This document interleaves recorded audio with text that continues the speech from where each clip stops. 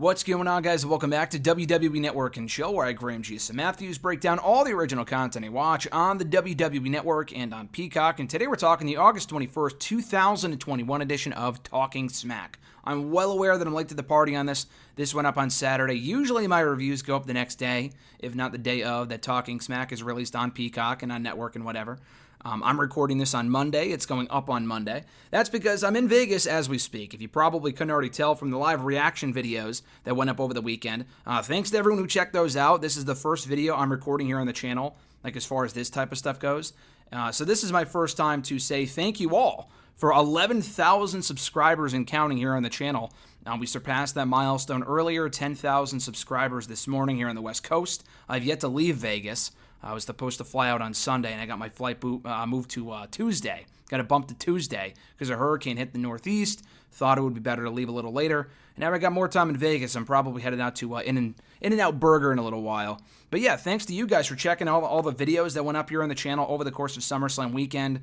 More interviews to come, in-person interviews with Ted DiBiase, Jinder Mahal, Drew McIntyre, Jimmy Hart, Damian Priest was another one, Dewdrop, all great interviews, all great conversations coming here to the channel in the coming days probably, so keep an eye out for those. But yeah, we surpassed 11,000 subscribers. We got 1 million views on that fucking Brock Lesnar reaction video of me reacting to Brock Lesnar coming out at SummerSlam on Saturday night, which was fucking wild. So thanks to everyone who checked it out. Thanks to everyone who hit that subscribe button and sticking around here on the channel for more content. We do stuff like this all the time. Talking Smack reviews usually every Sunday right after they're released on Saturday. I'll probably be breaking Raw Talk down as soon after it airs tonight because I'm on the West Coast. So Raw Talk as opposed to usually I review it on Tuesdays. But I'll probably be reviewing it tonight right after it ends because I'm on the West Coast. So it starts for me at 8 o'clock, which is perfect. So keep an eye out for that. Again, like I said, more interviews to come, in-person interviews, phone interviews, classic content. We do Q&A videos every single Wednesday. Stick around for those. I have a lot of fun recording that. We do Marvel reviews. Myself, Phil Lindsay, Chris Mueller, all from Bleacher Report, breaking down the new Marvel What If show. We do that every Friday. We do movie reviews here. We do a lot of cool stuff. So be sure to subscribe if you haven't already to check out all this daily content and so much more. So again, be sure to hit the bell button as well to be notified every time a new video hits the channel. If the live reactions were what encouraged you to subscribe, thanks for sticking around. Be sure to hit the bell button and be notified every time a new video like that or like this one goes up here on the channel. But like I said, so this was the August 21st, 2021 edition of Talking Smack, airing on Saturday morning, right before SummerSlam. Not exactly ideal. I was busy on Saturday before I headed out to the arena for the pay-per-view, so I didn't have a chance to watch this until today. Even yesterday I was busy. A pretty standard go-home edition of Talking Smack before SummerSlam that Saturday. Not really worth watching in retrospect now because the pay-per-view was come and gone. Though I do think the Finn Balor promo here at the end of this episode was fucking great. I think WWE actually uploaded it along with maybe the other interviews that took place here on Talking Smack. I think they uploaded it to their channel the other day. So if you don't want to watch the full Talking Smack, and I don't blame you, the new studio format sucks, be sure to check out the Finn Balor promo, which I'll get to in a moment. But we were back in the studio this week with Kevin Patrick and Matt Camp. I would assume they filmed this live or maybe right afterward. I don't know if Matt Camp and Kevin Patrick were at SummerSlam on Saturday because they usually film the shows now, these talk shows, at the WWE headquarters in Connecticut. Eastern time, SmackDown gets over at 10 p.m. The show goes up on Saturday mornings. So I don't know if they recorded it, flew out to Vegas, so if they were never in Vegas, I have no idea. But to start the show here, they ran down the biggest headlines from the show, the John Cena-Roman Reigns face-off. They ran down Bianca Belair beating Carmella and Zelina Vega in back-to-back matches. They recapped a whole bunch of stuff that happened on SmackDown this week. Not exactly the most newsworthy show. I thought it was fine. But obviously the Punk debut on AEW Rampage that same night was really overshadowed everything this weekend. And even certain parts of SummerSlam too, if not the entire pay-per-view, because it was pretty fucking great. They talk about the Alpha Academy beating the Street Profits on SmackDown this week and how Otis has not been pinned, which I didn't know this. He's not been pinned apparently, according to Matt Camp, since April. And they picked up the win on Friday night, so a big win for them. They called it another dominant showing for the Alpha Academy and specifically for Otis on SmackDown this week. And Matt Camp says that he's locked in right now. So we get an interview from Caleb Braxton with the Alpha Academy, Chad Gable, and Otis. Gable says the victory felt great. He does all the talking for Otis, by the way. He takes credit for Otis' new attitude, his new reign of dominance, his new kind of like dominant run in recent weeks. And he says that SmackDown and what went down on Friday night was pure carnage. And their targets are set regardless of who wins at SummerSlam, which we now know are the Usos. Their targets are set on the SmackDown Tag Team titles. And then Otis chimes in and says they're going to do it for the Academy. So Matt Camp talks about the whole Rollins and Edge back and forth on SmackDown and how Edge gave Rollins a brood bath because they can't say blood or use fake blood, I guess. So they called it a brood bath, which was dumb. But it was cool because then it led to the return of the brood entrance for Edge at SummerSlam, which was fucking sexy, especially in person. Holy shit. I got a video of that here on the channel as well. But yeah, Matt Camp says that Rollins isn't looking deep enough in Edge's Hall of Fame playbook, and that Edge is still at the top of his game physically and mentally, which was kind of evident at SummerSlam in that great match, which I thought was the show stealer of the pay-per-view, in my opinion.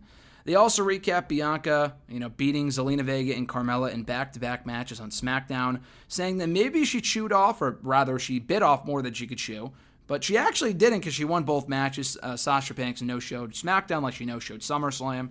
So they mentioned Sasha Banks no-showing SmackDown, but this was before it became evident, at least from like our standpoint, that Sasha wasn't making SummerSlam. So they don't really go into too much about that. But anyway, we hear from Sonya Deville with Caleb Braxton, who says that she's stoked for SummerSlam. She says that Bianca proved with her wins on Friday that she's here to stay. And there's a lot of exciting things still to come at SummerSlam, which was, pretty obvious. I don't know what she knew about in advance, because she's like, oh yeah, we got some cool surprises planned. I doubt they tell her anything. Obviously, she wasn't referring to Brock. She probably, no fucking clue about that. They probably weren't even planning to bring him back at the time that SmackDown was recorded on Friday. My belief is that they called him up on Saturday and said, hey, can you come on down for Vegas? We need to combat this Punk return, because they weren't exactly taking it seriously prior to that point, reportedly. So, anyway, she probably knew about the Becky thing, though. That would make sense from a storyline standpoint if she signed Becky Lynch back to SmackDown. I'm sure we'll find out on Friday before that awful fucking squash match on Saturday night. But anyway, we hear from various superstars, Pat McAfee, The Miz, among other people, giving their SummerSlam predictions, or specifically for Cena and Reigns at the pay-per-view. Matt Camp and Kevin Patrick preview that blockbuster bout in the main event of the show, Cena and Reigns. And then we hear from Finn Balor with Caleb Braxton, who says, and I quote, "It was easier to smile than explain to people what was killing me on the inside." And he's talking about coming back to SmackDown smiling, why he smiled all the time years ago. What's killing him right now, he says, is that, first of all, he's done smiling. But what was killing him on the inside was John Cena coming in, signing his contract for a match that he not exactly earned, but Roman agreed to give him a title shot. Cena comes in after Corbin kind of came in, whatever, and he took his title shot, essentially, is what happened. That's killing him on the inside. The Usos and Roman Reigns attacking him to close out SmackDown a week or two ago. That's killing him on the inside. And also not being at SummerSlam, having to watch from the sidelines, is killing him on the inside. He's going to be waiting like a vulture to see who comes out on top at SummerSlam, and obviously it was Roman Reigns, still the Universal Champion, to get the next shot of that title. Obviously, it wasn't Finn Balor, but we got Brock Lesnar instead to close the show on Saturday. I don't think they're doing that match at Extreme Rules. I would reckon and guess they're going to save it for the Saudi show, which is fucking awful. But we'll probably get Roman and Balor. The only issue with it now is that we know that Roman will definitely win. He was going to win anyway, but now it's even more obvious, because why would you take the belt off of Reigns before he can face Brock at some point? So that doesn't exactly help Balor's situation, but it's still a very logical, good feud to do, and it should be a great match based off their, encounters over the years. And Matt Camp also has brought up that Balor should not be underestimated. He owns victories over both Roman Reigns and John Cena. It's obviously a very different Roman Reigns, but it's also a very different Finn Balor. Finn Balor beat Roman in Balor's Raw debut 5 years ago. In his singles debut on the show, after winning a fatal four-way match earlier on in the night, he beat Roman Reigns in his first singles match on Raw to advance to SummerSlam, where he became the first ever Universal Champion. And then he also pinned Cena, not in a singles match. They had a singles match about 3 years ago on Raw that Cena won, but he would later pin Cena in a fatal four-way match, again to earn a Universal title shot in January of 2019. 09. Could you imagine? I think that might have been either Cena's last match before he came back recently. I don't count the Firefly Funhouse shit. That might have either been Cena's last match or one of his last matches during that very brief run where he came back in early 2019 before he left again. But yeah, Balor pinned him in that he pinned him in that Fatal 4-Way to earn that match with Brock at the Rumble in 2019. So they bring that up. They also run down the card for Sunday, or rather Saturday, Edge and Rollins, Cena and Reigns, Belair and Banks, which obviously didn't happen. They run down the Raw matches, RK Bro and AJ and Omos, Goldberg and Lashley.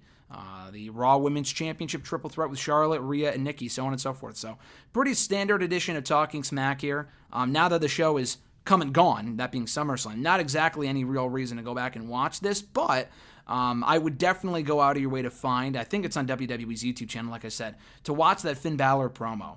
Wasn't long. It was like a minute and a half long. And this is why I crave the old format of the show, because I feel like Balor in the old format of Talking Smack would have cut an even more killer promo than he did. But that was great stuff. We need to see that on SmackDown very soon. They need to either replay this promo or we need to hear him cut the same promo on SmackDown on TV next week, because it was great. But those are my thoughts in the August 21st, 2021 edition of Talking Smack. Thank you guys for checking out the video. I appreciate it. Like I said earlier, guys, to all the new subscribers, first of all, thank you for subscribing. I appreciate it. We have daily content going up every single day, obviously the definition of daily content.